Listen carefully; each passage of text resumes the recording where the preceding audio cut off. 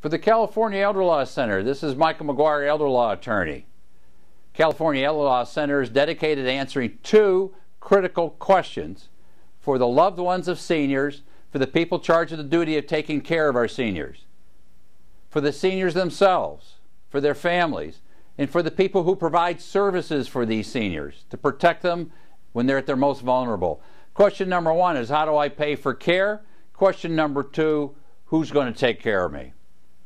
In our last session, we talked about, are you eligible? We talked about taking your deductions as far as the Veterans Administration is concerned, just like you take your deductions off of your IRS return every year to reduce your income tax liability. Legally, within the rules. The VA lets you do the same thing when it came to your income. Now let's talk about qualifying. That deals with the issues of assets. The issues of assets. Myth number 3 in this field. You're allowed to keep $80,000 in assets. Not true. The truth is you're allowed to keep assets based upon a formula based upon your age, the cost of your care, and your life expectancy. That being the case, there are certain numbers that you can usually use as a guideline. $20,000 for a single person, maybe $40,000 for a married couple. Play it safe, do it the right way. All the quality practitioners in this field stick to the 20-40 rule. Now, how do they go about analyzing your assets at the Veterans Administration to get down to that figure?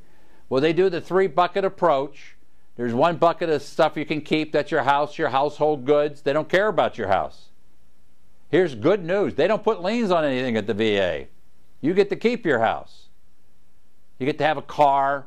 You get to have some life insurance, term life insurance. You get to have some of the necessities of life, a prepaid burial plan. Middle bucket, stuff you can't keep. Cash, stocks, bonds, checking accounts, CDs, money market accounts, stocks, brokerage accounts, annuities, rental properties. And there's that 3rd bucket, the retirement accounts. So what am I allowed to do about this? Well, you can go through a process now. You can go through a process of taking your deductions, but now you take them not from your income, but from your assets. You can give these assets away. You can actually give them away. That may not always be the most prudent thing to do. That may not be the safest thing to do, but that's something that you're allowed to do.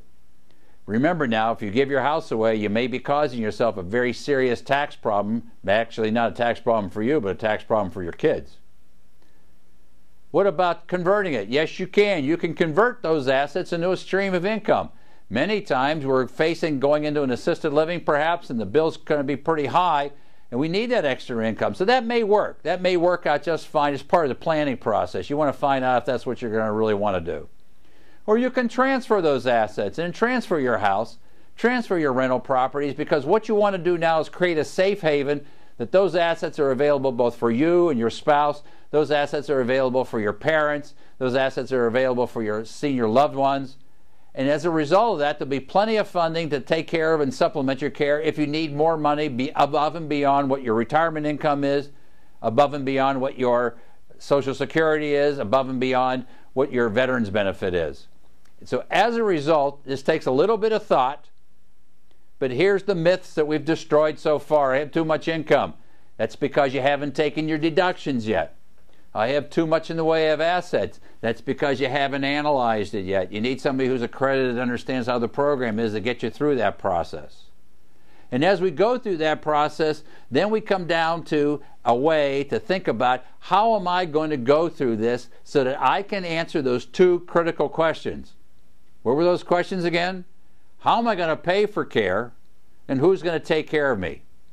Next session, we're going to unlock those secrets for you so that you know exactly where you're going, you know exactly what you need to do, and you can get on about the business about worrying about your care and stop worrying about the money. Thank you.